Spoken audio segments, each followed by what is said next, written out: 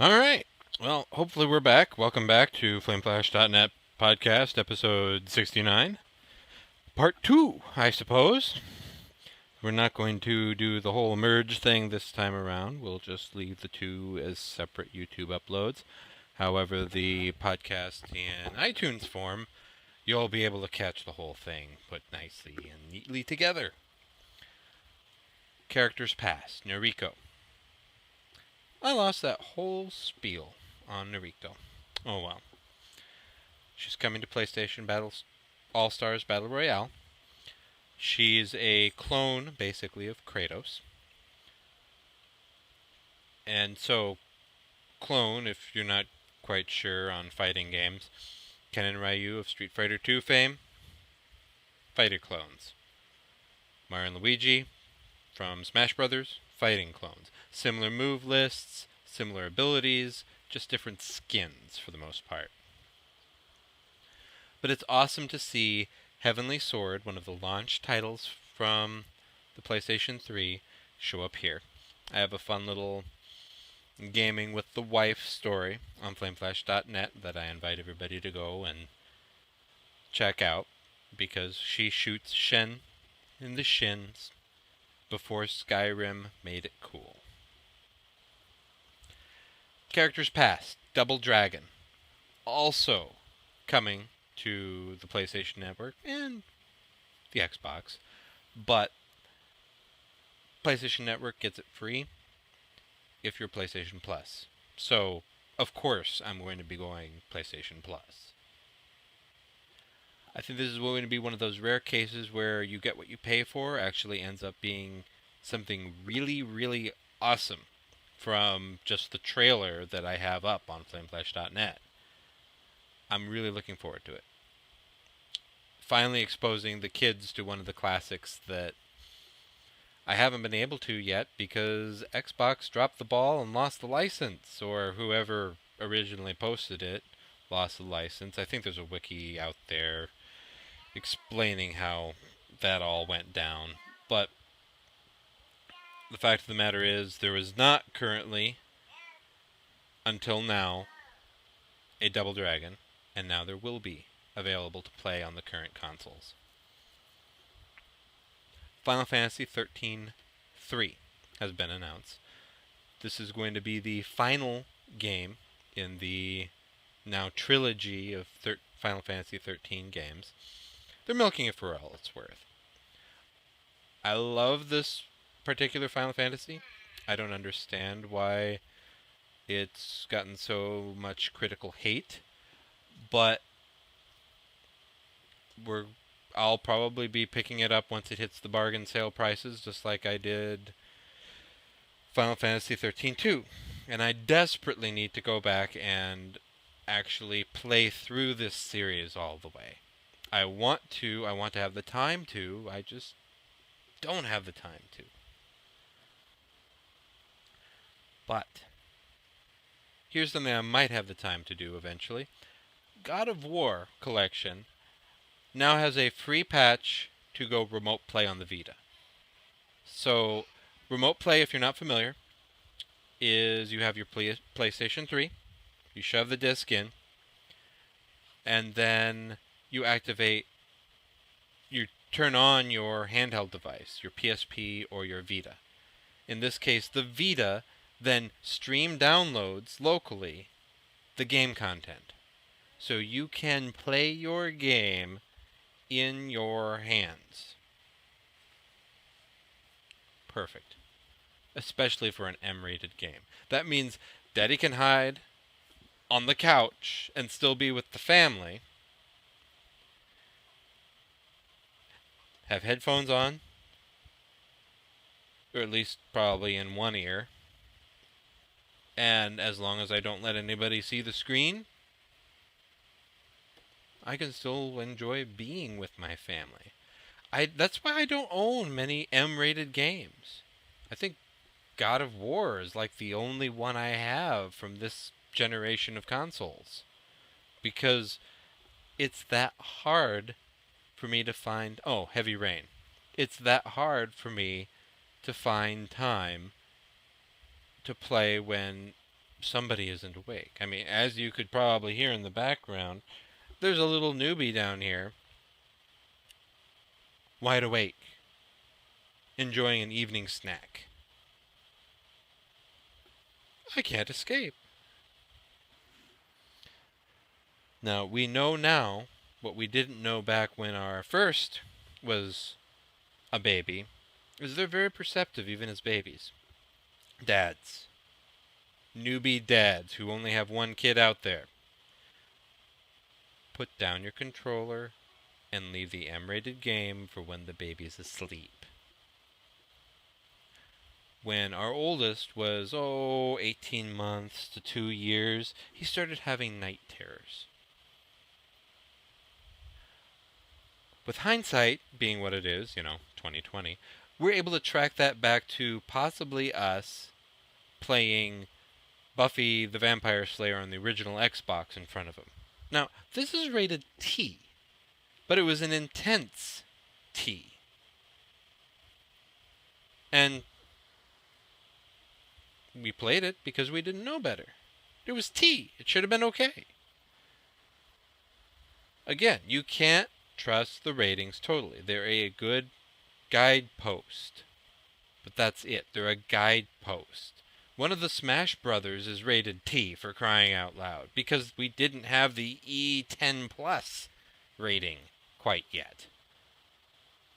But all that being said, remote play is a very tempting feature for picking up a Vita now. Because it means I can play some of my library in my hand. Makes it very tempting to pick up a Vita, just for the remote play.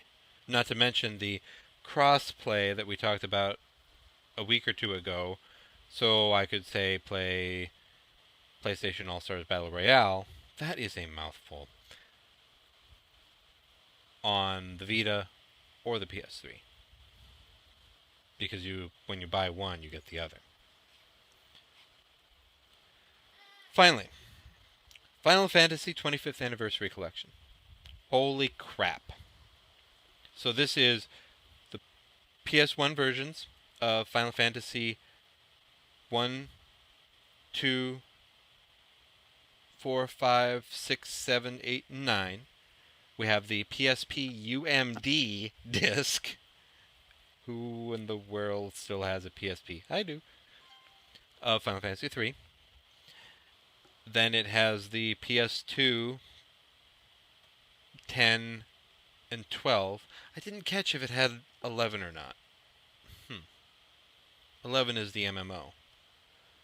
And then 13, I think, is in there as well. $450, I believe it was, or something like that.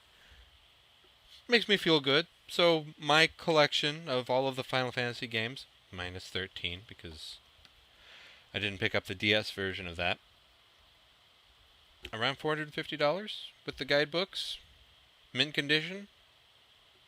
Cool. Never going to sell it, but it's nice to know that that's kind of what that collection's worth. In a ballpark figure way. Of course, then we have some negatives like the fact that they wouldn't have the custom disc art or the neat box. So it probably equates down to less than that as far as my collection of the Final Fantasies go. But it's still pretty cool to have concept, to have all of those games all together. I mean, I remember the Nintendo Power that gave me the Final Fantasy 1 strategy guide. That was all it was the Final Fantasy 1 strategy guide. Still have it. It's on the shelf right here. Right back there. Lastly, some geekery news. GameStop is considering online vintage game store. So, their goal, their thinking is, when you think of GameStop, you'll think of games, you'll think of coming to them first for your games, instead of, say, Amazon, which has better prices. Yes, we are affiliated with Amazon ever so lightly. But cool, all the same. So if you're looking for that hard-to-find Battletoads vs. Double Dragon for the Super Nintendo, GameStop might eventually be the place you go to look for it. I approve. N64 game cartridges maybe too? Finally pick up Hybrid Heaven, I think that was the name of it. Awesome fighter/RPG. Still have that cartridge. Haven't parted with it. Get a blister on your hand from spinning the N64 stick of the original Mario Party. Still have that too. But cartridges might be a way to pick them up. PAX is headed to Australia. That's awesome. They announced it at PAX Prime, the Seattle-based PAX conference, the Penny Arcade Expo. I'm glad that the folks down there are going to have something, but I'm a little jealous too, because we Midwesterners would absolutely love to have some kind of convention over here that, gets the big media coverage. Be really nice. Not going to happen, but it'd be really nice. And to wrap up this FlameFlash.net episode 69, I would like to offer a moment of silence to City of Heroes, who will be shuttering both their game and their business.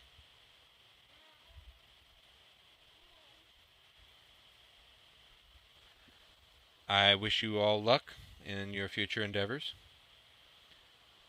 And for those of you who were huge fans of that game, may you find another MMO that fits your playstyles just as much. But I'm FlameFlash. This was episode 69, part 2. And I have some editing to do now to clip it all together eventually. One last piece. We're going to be moving FlameFlash.net podcast to a new night. It's not going to be on Wednesday night, so do not panic when it doesn't show up on a Wednesday, when I don't start recording on a Wednesday night with the Twitter announcement and whatnot. We're probably going to be shifting to either Thursday or Friday. We're going to be a little up in the air with it right now, just because, we're having to shift when we do our grocery shopping from Thursday to Wednesday. Just scheduling conflicts and the like. So we'll see what the energy levels are like next week, whether it's Thursday or Friday normally. And we'll see you then for episode 70, probably on Thursday. Podcast at flameflash.net if you want to write in. Or find me on Raptor, raptr.com/flameflash. Have a good week.